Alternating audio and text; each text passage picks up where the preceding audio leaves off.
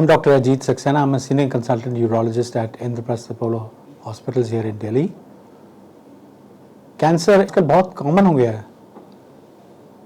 अब देखिए आपके दोस्तों में और जान पहचान में कम से कम 8-10 ऐसे लोग होंगे जिनको कैंसर ब्रेस्ट का है या प्रोस्टेट का है या कोलन का है या ईसोफेगस का है. सो आजकल कैंसर बहुत कॉमन हो गया है और इसका इलाज भी इसलिए बदलता जा रहा है. पहले तो स्टैंडर्ड ट्रीटमेंट हुआ करता था सर्जरी, कीमोथेरेपी या रेडियोथेरेपी. इन तीनों में से कोई एक ऑप्शन लेना होता था और ये सब डिस्ट्रक्टिव चीज़ें हैं. They kill the cancer cells either by surgery और बाय कीमोथेरेपी और बाय रेडियोथेरेपी. परंतु क्या ये अच्छा हो अगर खुद से आदमी की इम्यून स्टेटस ही इतनी बढ़ा दी जाए कि कैंसर उसको अटैक ही ना करे.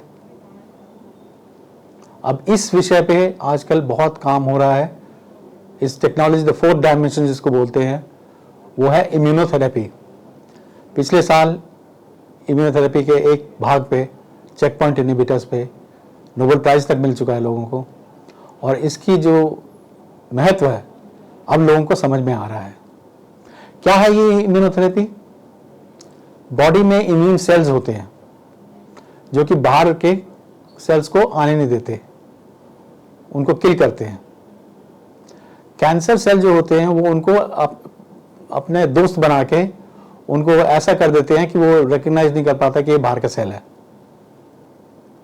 इसलिए वो इम्यून चेक पॉइंट इनहिबिटर्स की तरह काम करते हैं.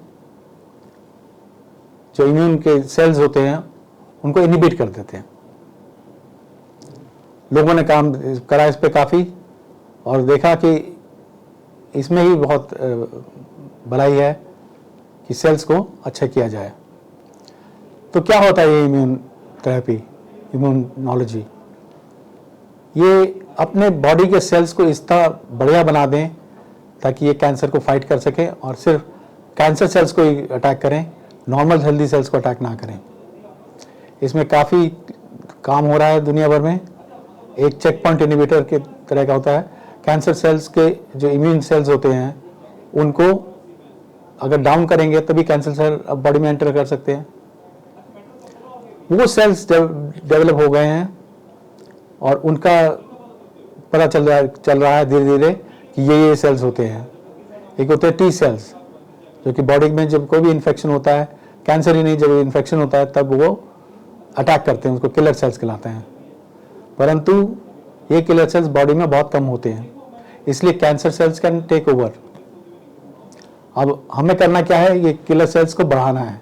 इसलिए ब्लड से पेशेंट के किलर सेल्स लिए लेबोरेटरी में जाके उसको एक एक के लाख कर दिए तो लाखों सेल्स बन गए.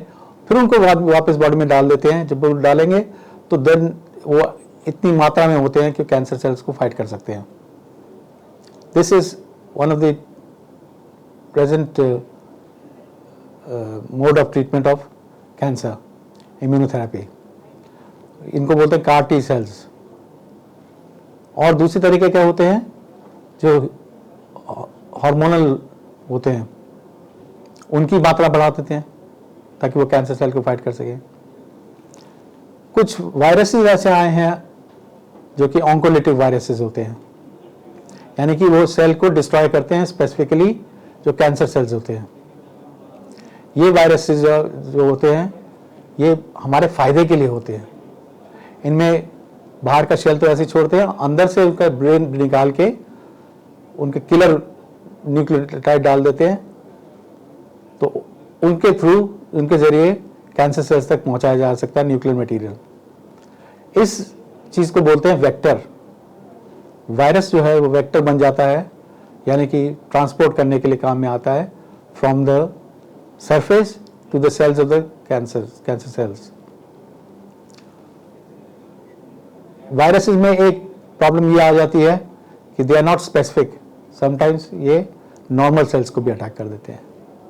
तो इसलिए आजकल और भी स्पेसिफिक चीज़ आ गई है जिसको बोलते हैं VLP, वायरस लाइक पार्टिकल्स. वो बहुत ही स्पेसिफिक होते हैं और उसके ऊपर काफ़ी अनुसंधान चल रहा है बाहर विदेशों में.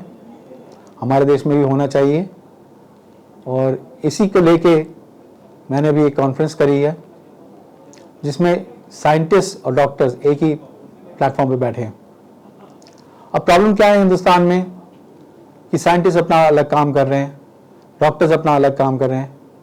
साइंटिस्ट को ये नहीं मालूम कि डॉक्टर्स को क्या चाहिए, डॉक्टर्स को ये नहीं मालूम साइंटिस्ट का क्या रोल है, क्या क्या कर रहे हैं। The left hand does not know what the right hand is doing. तो मेरा यह प्रयास रहा है कि सीनियर साइंटिस्ट को सीनियर डॉक्टर से मिलवाया जाए, ये समझा जाए एक ही प्लेटफॉर्म पे कि हमें क्या चाहिए। आप नोबेल प्राइज़ की हिस्ट्री पूरी लें तो आपको ये पता चलेगा कि शुरू से अब तक नोबेल प्राइज़ उसी अनुसंधानों पर मिला है जो कि ह्यूमन बीइंग के लिए फ़ायदेमंद हो, जो कि हेल्थ में ह्यूमन बीइंग के काम में आ सके। अब साइंटिस्ट बना रहे हैं वायरस को ऐसे जिनका कोई प्रैक्टिकल यूज़ नहीं है, तो उसके तो सारी रिसर्च बेकार है। सिमिलरली डॉक्टर्स को भी वो चीज़ चाहिए जो कि फ़ायदेमंद हो। इस मुद्दे पे ये पूरी कॉन्फ्रेंस करी थी और इसमें हमारे साथ नोबेल लॉरिएट फ्रेड स्मिथ भी आए थे, जिन्होंने एनवायरनमेंट एंड हेल्थ के ऊपर काफ़ी काम किया है।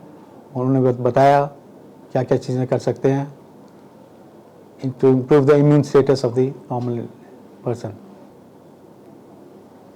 जैसा मैंने शुरू में कहा कि सिर्फ कैंसर ही नहीं और इन्फेक्शन जो होते हैं बॉडी के, उसमें भी इम्यूनिटी बढ़नी चाहिए। आजकल सबसे बड़ी प्रॉब्लम ये आ रही है पॉल्यूशन के, दिल्ली में पर्टिकुलरली, कि पॉल्यूशन का लेवल बहुत हाई हो गया है, लोगों की इम्यूनिटी बहुत कम हो गई है और बड़ी जल्दी खांसी जुकाम होता है। अब इस इम्यूनोथेरेपी के ज़रिए ये इन्फेक्शन को कम करा जा सकता है या भी बंद ही करा जा सकता है। क्या करना है कि इम्यून स्टेटस बढ़ाना है बॉडी का कि ऐसे इन्फेक्शन हो ही ना। तो ना कि सिर्फ कैंसर में, इन्फ्लुएंजा में और आम खांसी जुकाम में इसकी वैक्सीन्स बननी शुरू हो गई हैं, जो कि देने से बॉडी की इम्यूनिटी बढ़ जाती है। इम्यूनिटी बढ़ जाती है तो बाहर के सेल्स नहीं एंटर करते। बहुत बड़ा एरिया है और बहुत ही प्रैक्टिकल पॉइंट इसमें आया ये है कि बॉडी की इम्यूनिटी बढ़ा दो ताकि बाहर वाले सेल्स आ ही ना सके। ये तो बिल्कुल रेवोल्यूशनरी चीज़ है और इस पर बहुत काम चल रहा है विदेशों में। मैं ही चाहता हूँ कि साइंटिस्ट और डॉक्टर्स मिलके इस चीज़ को हिंदुस्तान में बढ़ाएं ताकि एक दिन नोबेल प्राइज़ इंडिया में भी आए। अभी तो कैंसर के ट्रीटमेंट पे ही इम्यूनोथेरेपी का यूज़ कर रहे हैं, लेकिन इस समय ऐसा आएगा जबकि हमें मालूम है कि ये कैंसर हो सकता है इस तरह का, उसका पहले ही प्रिकॉशन ले लें, जो आप कह रहे हैं बात इम्यूनोथेरेपी की का। बट सर्टनली कैंसर के ट्रीटमेंट में prevention of cancer by immunotherapy is the next step. अभी तो पहला स्टेप ये है कि ट्रीटमेंट हो इम्यूनोथेरेपी से। बहुत सारे ऐसे कैंसर हैं जो सिर्फ कीमोथेरेपी से काम नहीं हो पाता, बढ़ जाते हैं, एडवांस कैंसर हो जाते हैं। उसमें कंबाइन कर सकते हैं इम्यूनोथेरेपी एंड कीमोथेरेपी और रेडियोथेरेपी या सर्जरी जो भी है। स्टैंडर्ड थेरेपी को इम्यूनोथेरेपी के साथ कंबाइन करके मेरे ख्याल से नेक्स्ट स्टेप यही है। That's the way forward and that's the direction which India should take. कि पॉल्यूशन लेवल इतना बढ़ गया है कि पार्टिकुलेट मैटर जो है वो बॉडी के अंदर जाता है। अब आजकल तो कुछ भी चीज़ प्योर नहीं है। सब्जी हम खाते हैं वो उस तक में हार्मोन्स दिए हुए होते हैं। चिकन हम खाते हैं वो हार्मोन से पनपाया होता है। तो फ्रूट्स जो हम खाते हैं उसमें खाद डाली होती है जिसमें हार्मोन्स पड़े होते हैं। कोई चीज़ प्योर नहीं है। Organic farming is the next step जो होना चाहिए, लेकिन वो इतना महंगा है और इतना टाइम कंज्यूमिंग है, फिर इसलिए लोग उसमें जाते नहीं। बॉडी में अपनी इम्यूनिटी इतनी बढ़ा दो कि ये चीज़ें असर ना कर पाए। कैसे होगा ये? अब एक हमारा बहुत अच्छा प्रोग्राम हुआ था ऑल्टरनेट मेडिसिन के ऊपर।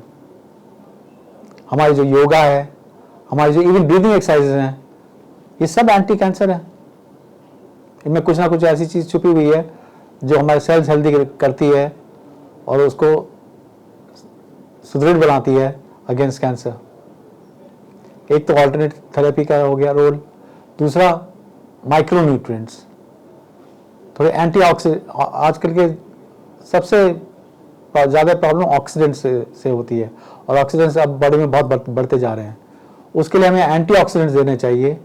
मैं तो समझता हूँ रोज़ एक कैप्सूल लोगों को खाना चाहिए एंटीऑक्सीडेंट का आजकल के इस पॉल्यूशन के माहौल में। Also vitamin E, vitamin C, ये सब बॉडी की इम्यूनिटी बढ़ाती हैं और जिनको हम बेकार समझते थे पहले, आजकल बहुत ज़रूरी हो गए।